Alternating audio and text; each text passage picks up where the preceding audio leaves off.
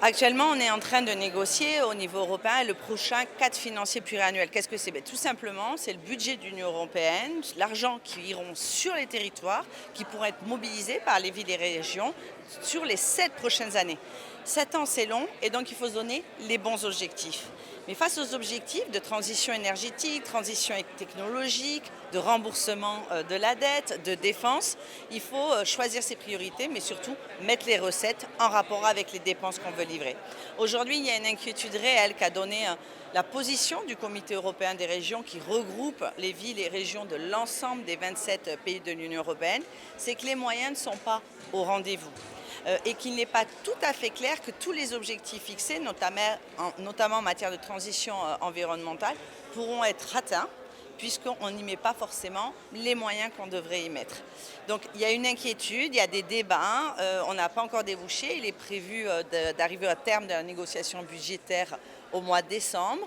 On soutient plutôt la position du Parlement européen qui s'est montré exigeant à la fois pour concilier compétitivité et enjeux environnementaux, et sans dire que l'un devait prendre le pas sur l'autre. Tout le monde est très conscient, en tout cas nous sur le terrain, on voit bien qu'il faut simplifier la vie des administrations et des entreprises tout en étant exigeant sur les règles environnementales parce qu'autrement il n'y aura d'avenir pour personne.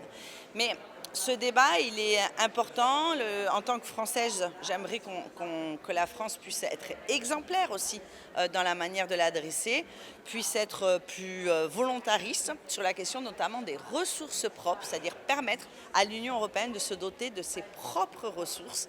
On a parlé récemment de la taxe sur les petits colis, qui pourrait être sur les grands sites que tout le monde connaît, de vente souvent de produits venus d'Asie.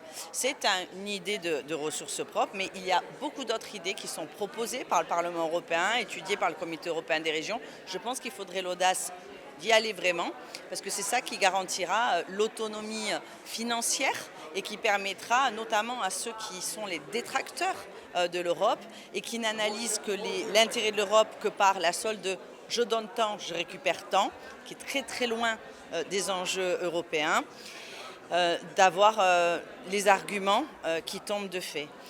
Moi, j'ai cru qu'après le Covid, ces arguments tomberaient. Tout le monde a compris qu'une crise sanitaire n'avait pas de frontières et que la coopération européenne était celle qui avait permis de trouver rapidement les vaccins.